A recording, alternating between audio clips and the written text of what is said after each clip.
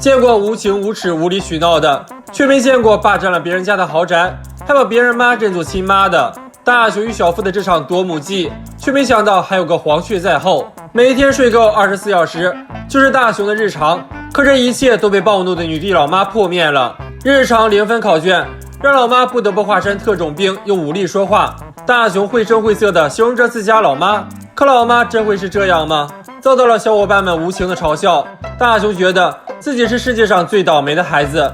失落地回到家，未来商店又给蓝胖子邮寄错道具了。这次的道具是杜鹃蛋。小伙伴们知道杜鹃吗？它是一种会把蛋下在别的鸟巢的鸟，等蛋孵化后，此鸟会认为这是自己的孩子，尽心照料。而这个道具呢，可以让自己变成别人家的家人。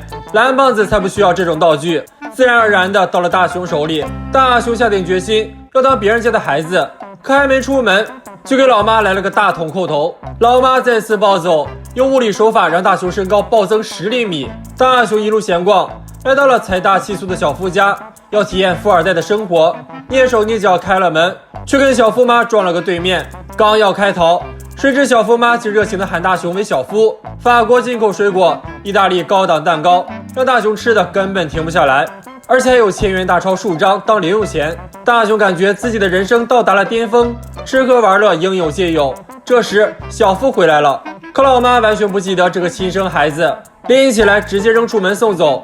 小夫再次从客厅潜伏进家，又与老妈撞个对面。老妈从大雄那里得到没有朋友来访的回答后，再次把亲儿子扔出了家门。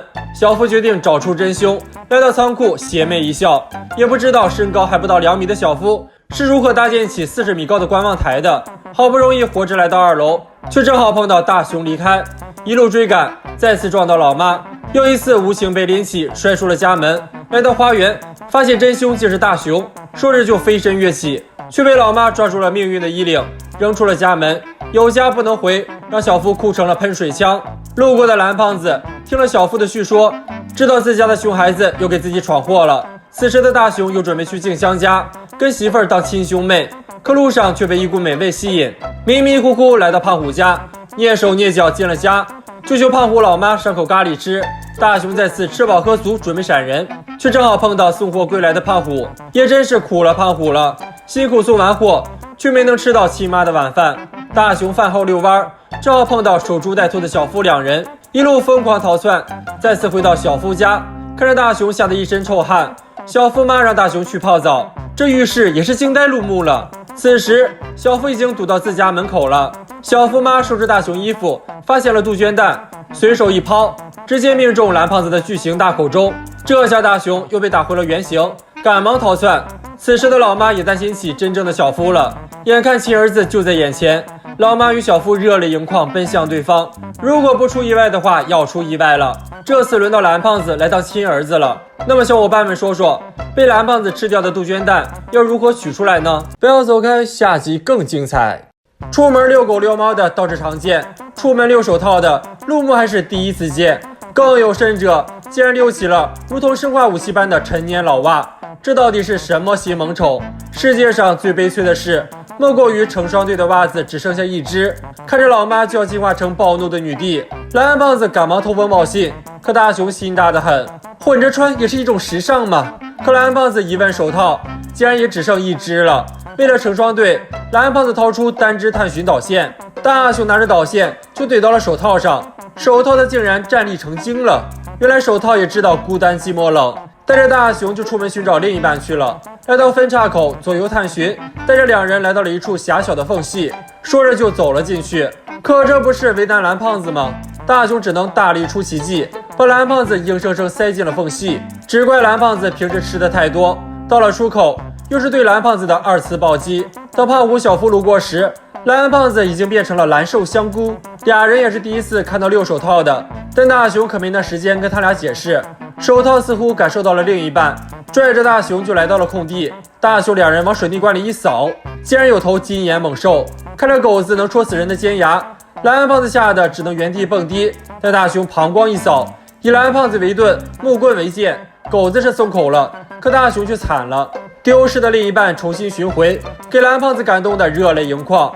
刚找回手套，胖虎就来求帮助了，掏出了他从出生就没洗过的陈年老袜，因为只要穿上它，棒球赛就从没输过。至于怎么赢的，那当然是靠生化武器扼杀对手了。这袜子的威力可不一般，让野猫炸毛，让吊死鬼引体向上，甚至差点让跟袜子亲密接触的大熊气绝身亡。可最终，袜子把大家领回了胖虎家，穿过客厅，竟在垃圾桶中找到了重口味的另一半。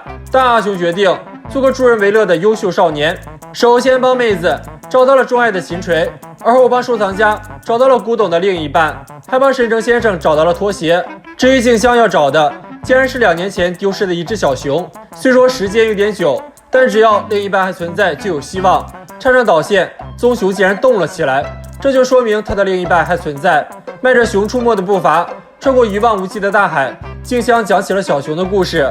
在很久很久以前，他们是静香最好的朋友，还有着陪静香睡觉的特权。可因为丢了一只，静香就再没碰过小熊。虽然是个悲伤的故事，但静香只希望另一半没事就好。穿过商业街，棕熊被淋湿，静香还体贴地帮其擦拭，这更让静香担心另一半活得是否很好。大熊善意地为静香打气加油。这时棕熊有了反应，一路奔跑来到公园，粉熊出现了。经过2年漫长的等待，小熊终于再次相拥。本以为小熊终于可以成双对了，可粉熊早有了新主人。小女孩对粉熊相当好，在路边捡到缝好了破损的地方。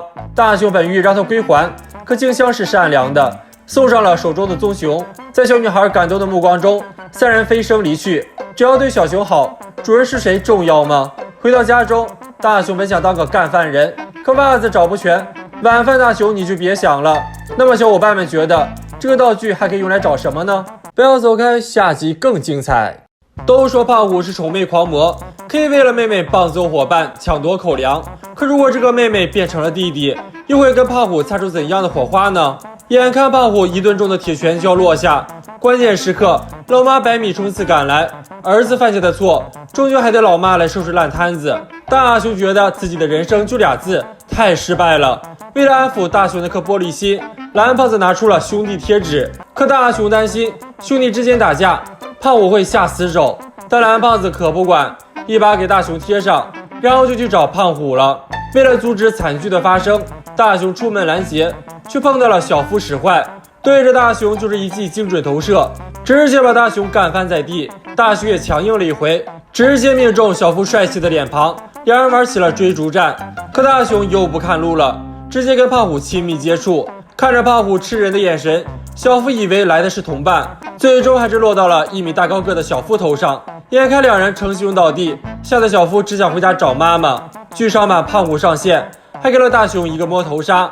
大熊瞬间决定当胖虎最棒的弟弟。来到空地，胖虎介绍起自己的弟弟，看着众人不屑的眼神，胖虎气的就要重拳出击，还抢了玩具车硬塞给大熊玩。看着小伙伴们无比亲切和善的眼神，大熊简直压力山大。看着胖虎以抢为傲，大熊也是挺无语的，本想借口肚子饿趁机逃走，可胖虎怎会饿了弟弟，只要能吃统统借走。看着如小山般的战利品，大熊也不客气了，胖虎的名台词都为大熊改变了。大家的东西就是我的东西，我的东西就是你的东西。然后拿出一沓漫画，看着最新的录木动漫，吃着抢来的食物。当胖虎的弟弟简直太香了，吃饱喝足就该玩了。来到堤坝，坐上纸板，人肉滑梯就搭建完成。大熊首次尝试，竟然没摔跤。听说大熊喜欢玩，胖虎决定先滑他个9981回。可大熊的身体又不是铁打的，很快就累了。看着弟弟单薄的小身板，胖虎决定帮大熊锻炼。眼看大熊没跑几步就要驾鹤西去，胖虎决定回家。大熊本以为重获自由了，可作为胖虎的弟弟，那必须要生活在同一片屋檐下，强硬被拽回家。可无论大熊怎么解释，胖虎只当大熊是饿得神志不清，说着就要起身去做生化武器胖虎炖锅。出门前还不忘打开音箱，让大熊陶冶情操。大熊直接被胖虎的歌声震出内伤，胖虎还以为大熊这是感动到落泪，直接开到了最大声。担心大熊的蓝胖子找了过来，拿出穿透环，可刚进房间同样遭遇了魔法攻击，顶着音波关掉了音箱。这时要人命的胖虎炖锅也端上来了，只是一口就让大熊怀疑人生。蓝胖子趁机将两人的贴纸对调，这下大雄成了哥哥，胖虎成了百依百顺的乖弟弟。这下大雄终于可以安心的回家了。可胖虎这个弟弟不省心，一脚踢碎了沈城先生家的玻璃，弟弟闯的祸还得大雄这个哥哥来扛。胖虎又盯上了别人家的红薯，谁知人家也有哥哥，胖虎再次坑哥哥，大雄这次只能玩命逃了。腹黑蓝胖子上线，胖虎变成了娇声娇气、柔柔弱弱的金刚芭比，原来是给胖虎贴了妹妹贴纸的缘故。那么大家觉得胖虎成为兄弟姐妹中的哪个最合适呢？